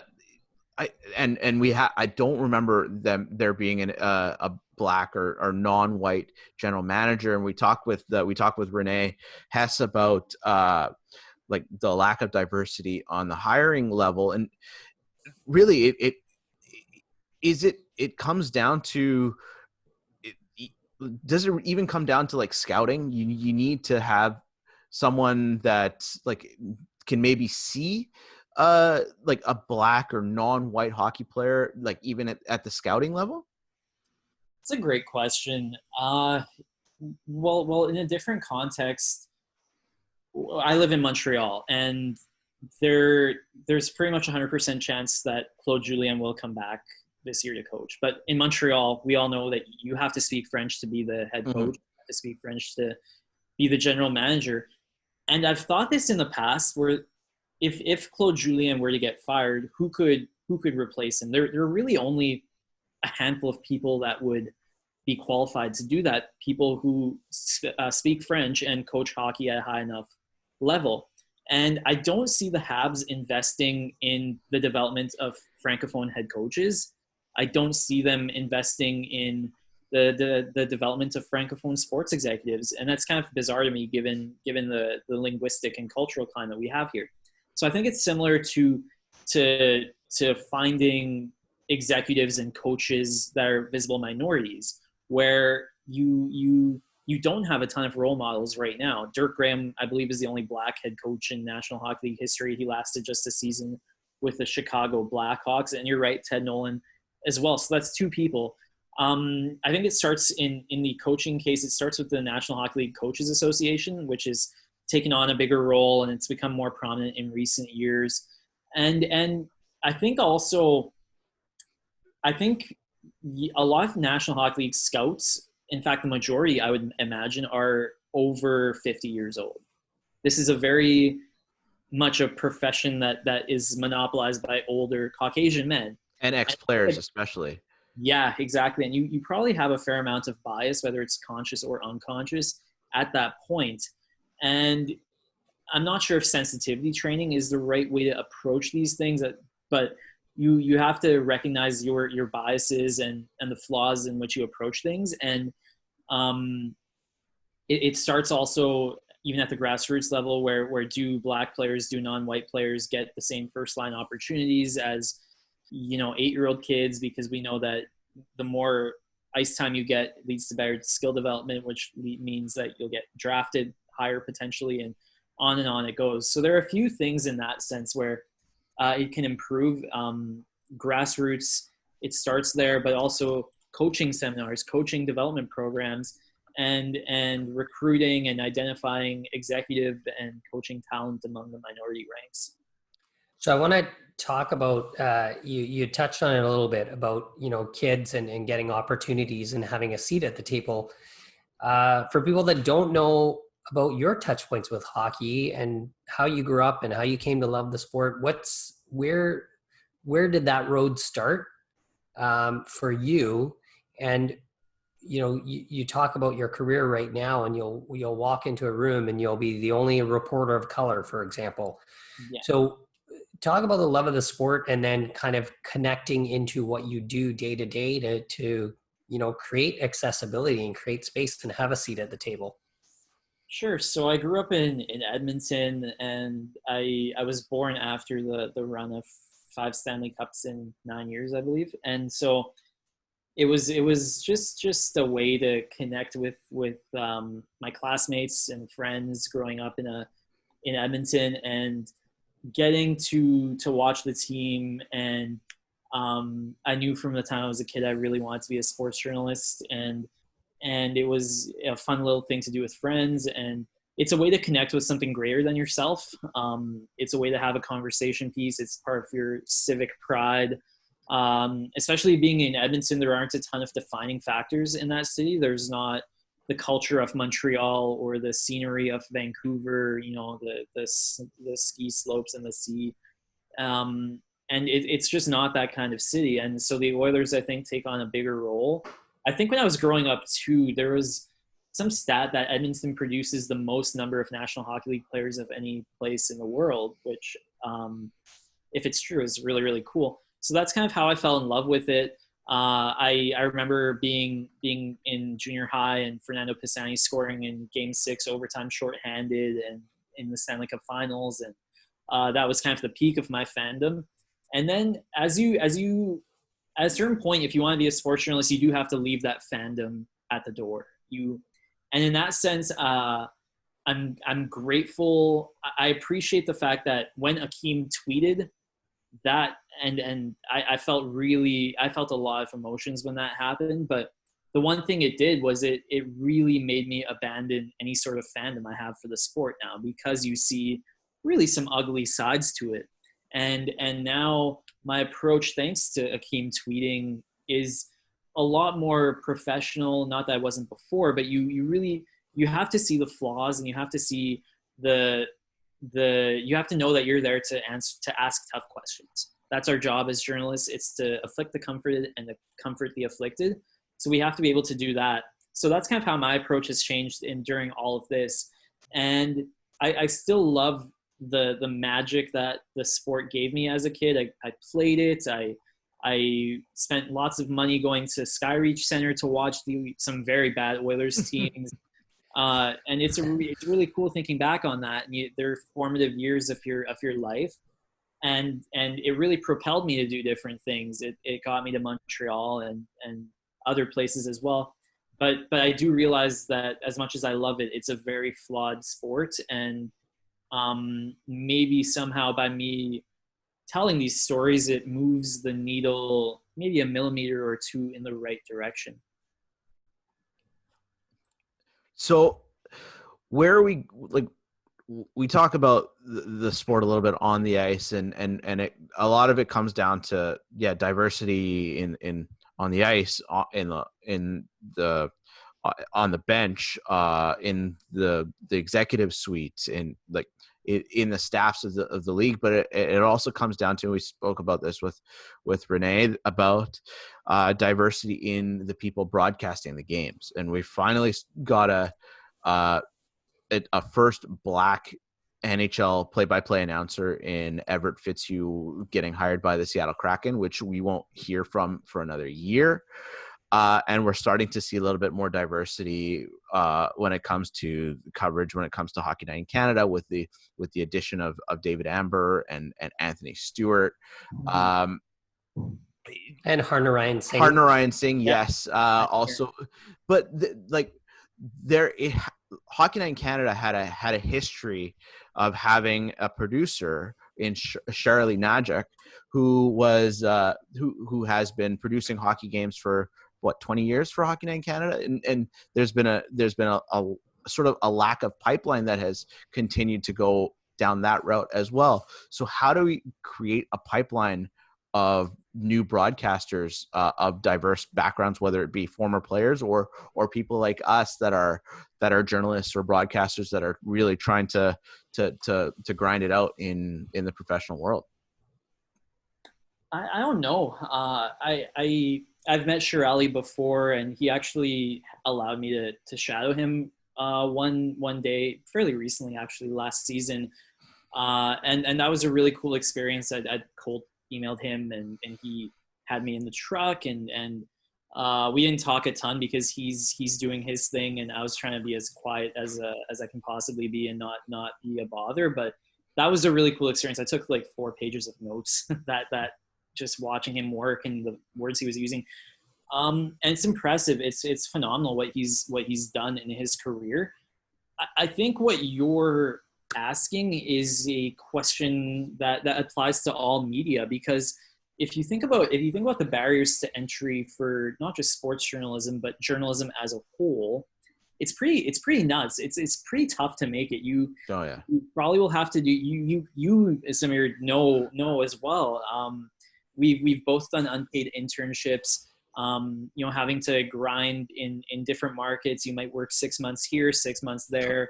The idea of saving money and padding your long-term savings is a bit of a pipe dream a lot of the time, because you're constantly on the go. And I think that speaks to the bigger issue of the sustainability of media, and how news media, sports media, we're all kind of in that same group where we just don't know the answer right now. And because of that, odds are it'll be kids from more well-to-do backgrounds that get into the sport, into the field. It's those people that will ultimately get more training and likely get the better jobs, and the cycle sort of perpetuates. I think you can have certain scholarships, certain bursaries that you set aside specifically for minority candidates. Perhaps, I work with TSN, and maybe one day there is a little fund where there's an internship that pays a living wage, and you have it specifically for someone of a minority background, and they can learn the ropes, and they get a top of the line experience.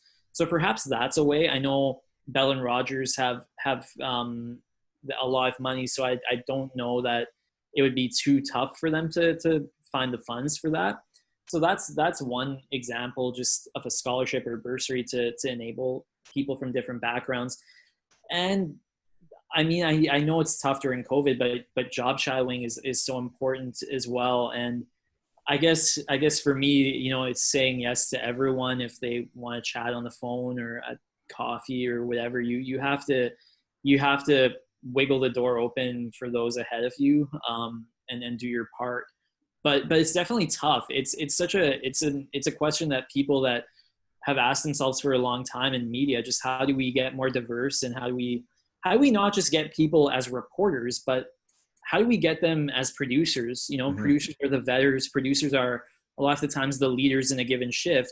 How do we get them into those leadership roles? It's great. You can have a cast of 10 people from all sorts of backgrounds, but if the person that's vetting their scripts, if the person that ultimately presses publish or not publish is Caucasian, then does it necessarily matter, because they'll have their own views on a story and stuff like that. So are you seeing, you're blazing a trail yourself. I mean, you're writing for the New York Times, you're doing stuff for TSN. Are you seeing more of an appetite for stories showcasing diversity and inclusion, especially in hockey? I mean, you've now written several pieces. You're very active on social media and highlighting kind of, as you mentioned, the ugly side of the sport, but at the same time showcasing the positive things that are coming. Renee starting, Black Girl Hockey Club and me starting Hockey for Youth. Are you seeing more of an appetite on that other side, or on the editor side, on the producer side? Are they more open to having those conversations than before? I think they are. I know that even with TSN, Shireen Ahmed wrote a piece recently about diversity, and it was really well done. I think there is, because there's an expectation of it now. If you look at a lot of social media hockey commentary, it's about reporters are getting called out more, and it's at a certain point they're starting. It might be damaging to a brand. So in that sense, yeah, it's starting to open up. Editors and producers are starting to realize the value of those stories, and it's getting better. And our job is to hold people accountable, and you might need a more diverse staff in order to do that. So, and do you think we'll ever get to a point? Now, I know Shireen's written a lot about sport, but a lot of it focuses on gender issues within sport, which are very important. I know oftentimes, like what Akeem's written is stuff that, of course, is highlighting the ugly side. But do you think we'll ever get to a point where, again, that journalists and reporters of color are going to be able to write about the sport? Like I've heard conversations where, you talk to people of color who are in journalism who are like, look, I at the end of the day just want to report on the sport. You look at Shams Charania and what he's done, covering the NBA. Nobody really kind of talks to him about being a reporter of color covering the NBA. Yeah. He's more focused on the issues surrounding the league, or maybe he's talking about kind of the stuff that most sports reporters are doing, which is breaking news stories about, people being traded and whatnot. Do you ever think we'll get to that point? Or do you think we're at this point where it's like, this is the barrier to entry for you now? We want you to cover those stories that are going to focus on diversity and inclusion. You're a person of diversity yourself, and you want to, you want to make a name for yourself. So essentially what I'm trying to ask you is, are people going to get pigeonholed? I don't know. And I think about that a lot. One thing I've decided is that I don't want that to be the primary focus of what I do. If it composes 25%, I'd be happy, or 33%, sure. But I don't want to be that reporter about race and diversity. I've had different opportunities with TSN recently for a couple of different stories about current events that have nothing to do with race and diversity, and I've really enjoyed that. And I'd like to continue that more. You're right. There's definitely the fear that we might be seen just as that's your role and you have to do it, and that's your point of entry. And it would be really cool one day to have a non-Caucasian insider for the National Hockey League that's breaking trades, that's reporting on, the Calgary Flames just giving Jeff Ward a contract extension. It would be so cool to have that. And the nature of that role has changed so much that maybe it's possible now. You talk about how you get information from sources that you don't necessarily have to be riding on the bus in Brandon in the WHL as a 22-year-old reporter anymore. You don't really have to do that. You can use your computer. You can do all sorts of things to get sources and build a reputation. I hope that we see that one day, where we see someone breaking trades and stories on a consistent basis for a national outlet, and that person looks like us. That would be incredible. I love David Amber. I think he does a remarkable job. And it's great that we have a few hosts and reporters now, even at TSN. There's Farhan Lalji and John Liu, and Jermaine Franklin for a long time in Calgary. But it would be, now I think the next step is, as an insider, you have relationships, you have a certain level of credibility that maybe is on a different level. And it would be really awesome if one of us even, or one of our people that we've talked to becomes that. So Shams has set the bar really high for that. And that's the goal. And I have friends in this industry who are visible minorities that want to constantly cover diversity and race. Mm-hmm. And that's what they want to sink all of their time and effort into. For me, I enjoy covering those stories, but I do fear about being pigeonholed, and I don't want that to be more than a certain number of a certain percentage of my work. For sure. And that's something that like we've like done a little bit on this podcast, but we've also talked like to all sorts of different topics, and you come back to being pigeonholed, and we talked to Donovan Bennett from Sportsnet about that one thing, about like he has found himself as the Black correspondent for Sportsnet, and these are important topics that he's getting an opportunity to share. But yeah, I someone like me, and what's that? Someone's at the door. Yeah. So but there's other people like Nabil Kareem and others that just want to be known for the work that they do. He's gone to the door. Gone to the door. Yeah, I put him on mute for now, so he'll come back. Okay. But yeah. In the meantime, like there's so much around. Like I guess it just comes down to access, right, Mo? Like how do we get access to? I think it comes down to. Yeah, I think it comes down to, kind of having a seat at the table, right? Like at the end of the day, for us, for example, as an organization at the grassroots level, it's about creating space for kids who wouldn't have an opportunity to have that space, right? Mm-hmm. Without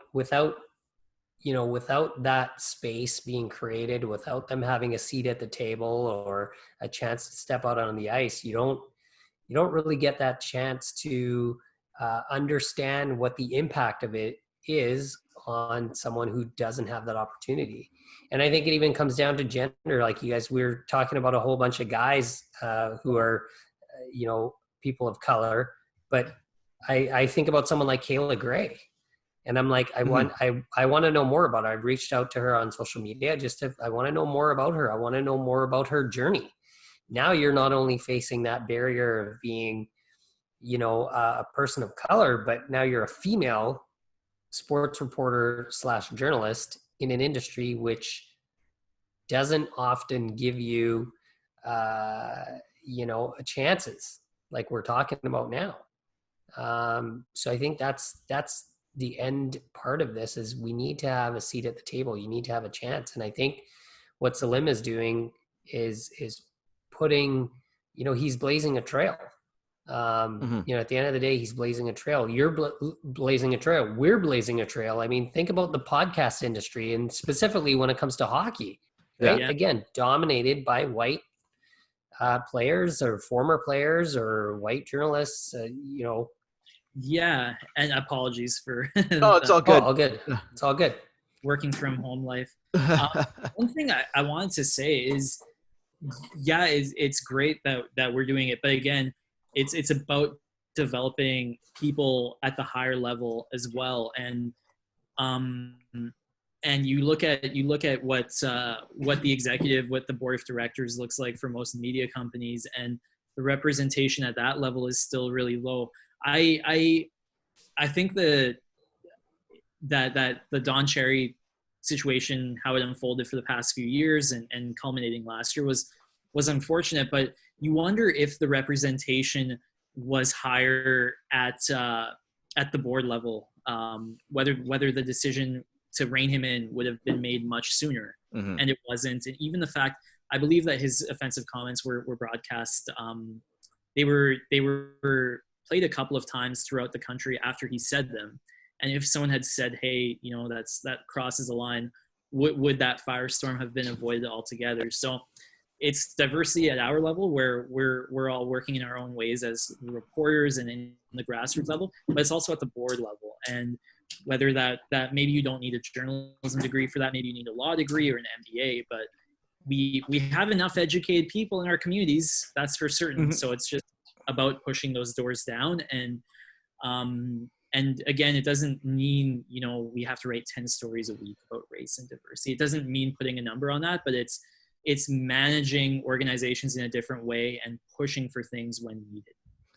So I think one last question, and I think we're probably almost out of time with you, Salim, but like we had a member of the diverse community, and we had specifically someone from our specific community as the head of Rogers for a long time, and Nadir Mohammed, someone from Vancouver, and like it seems like there was opportunities to make changes at that time, but like I guess even though the CEO of Rogers for many years was a South Asian man, like you're probably getting a ton of pushback from other people in the organization to not make changes and just to kind of stay even keel along the same things.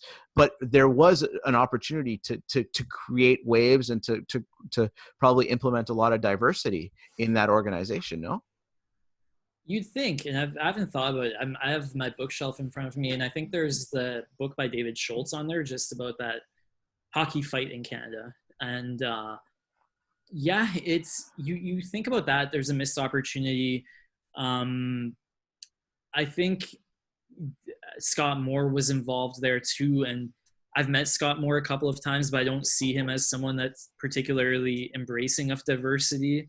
And he built a very, very Caucasian staff at Hockey Night and at Sportsnet. So with Nadir, I don't know. You assume that someone of his background would push for opportunities. But you're right. Perhaps it was a missed occasion. Ultimately, I don't know if you can blame them for, like, there are certain talent standards. You know, you have to be able to speak clearly and cohesively, and you have to be a strong reporter and researcher.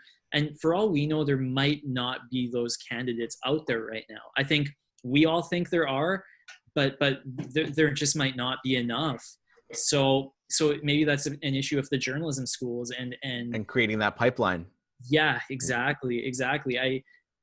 I imagine Nadir would have wanted a lot more representation than there was, but are there a ton of non-white journalists right now in Canada that can fill that role at a really high level? I'm not sure. I'd like to think there are lots, but there are standards at every job, and these are very, very tough jobs for anyone to get. So for sure, it might be an issue of the grassroots level, at the media, at the journalism school level.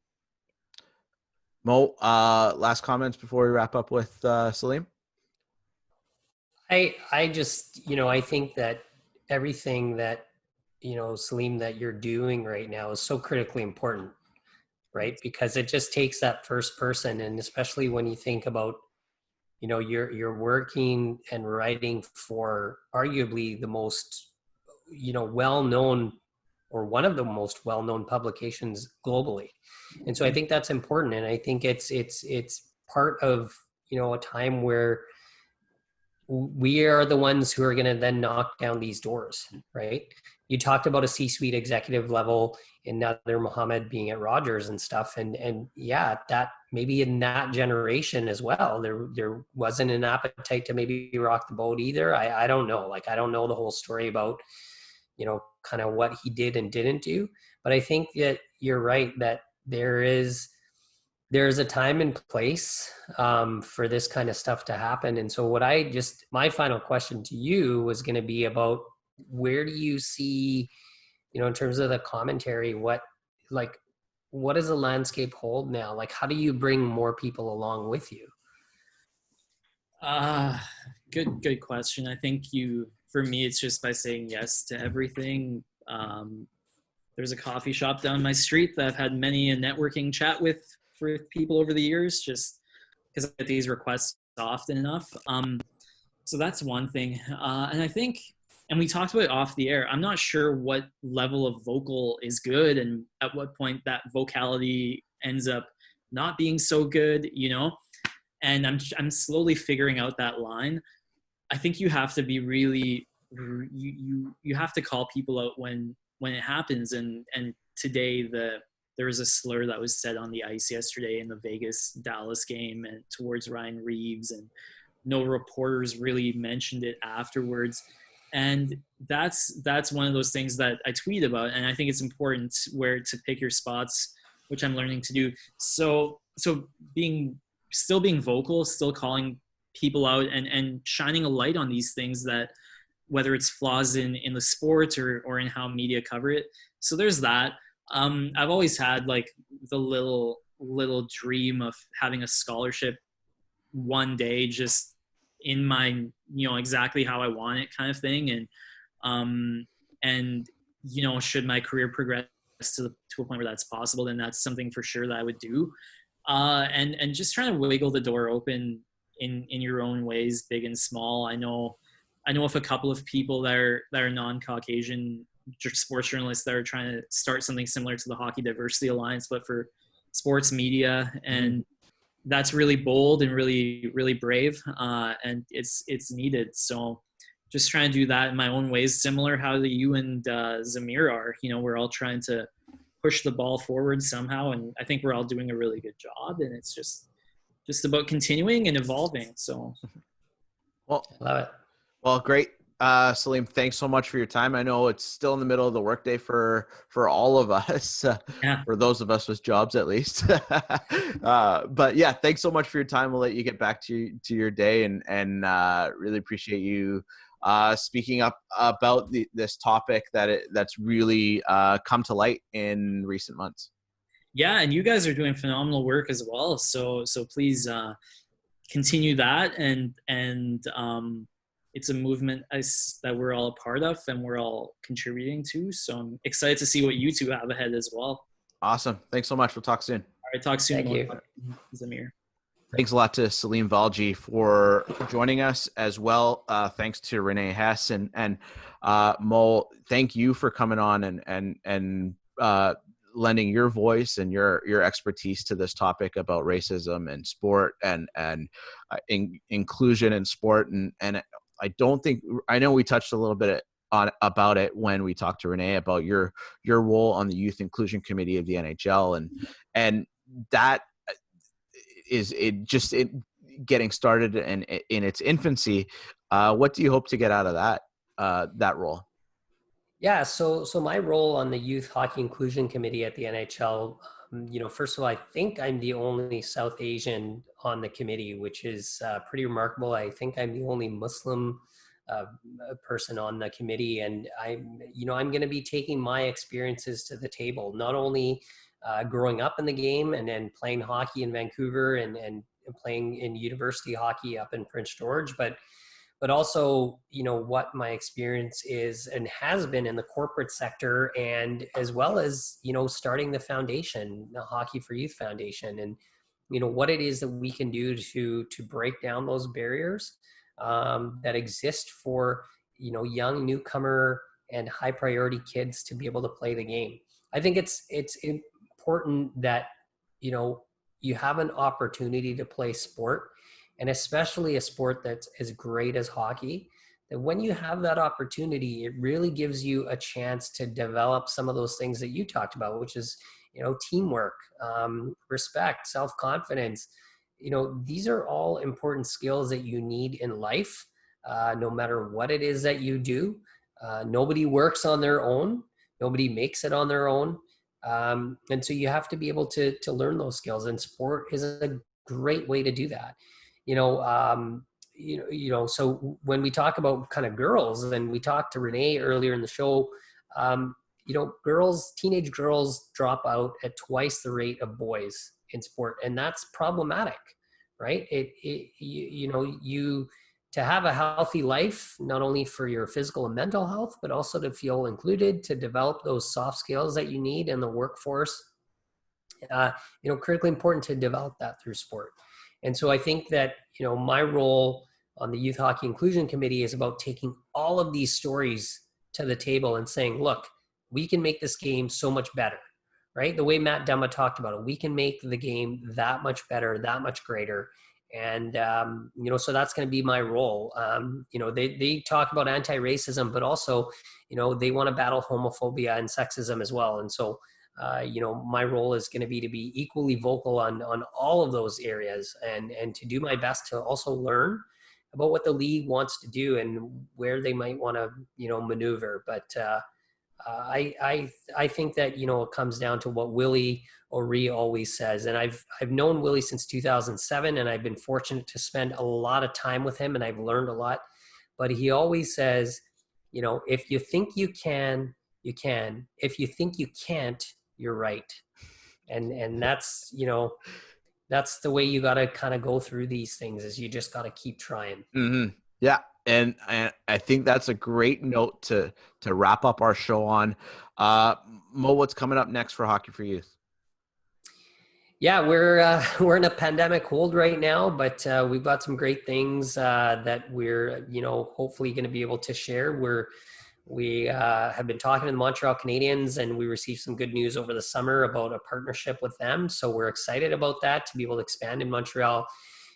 We've been talking to some folks out in Nova Scotia as well, in terms of expansion out there. And, we're looking at doing some great things, not only with the NHL, but the NHLPA through the Goals and Dreams Fund. We're looking at places in Alberta as well as BC. And, we're just trying to grow as fast as we can. And to offer more opportunities, and people are seeing what we're all about, and to, so we're excited to, eventually get those things ongoing. But right now we're at the mercy of the school system and, of course, the pandemic. So we're just continuing to do the advocacy work and, continue to share our message and make sure that people know that we exist and all the great work that we're trying to achieve. We're just focused on that right now. Well, thanks so much for stepping in for Shahid for this episode, and we'll hopefully get you on again to talk about other issues as well that are close to your heart as well. So hopefully we'll see Shahid back again very soon. But for Mo Hashim, I'm Zamir Kareem saying good afternoon or good night, good evening. You've been listening to the Unanchored podcast, and we'll see you next time.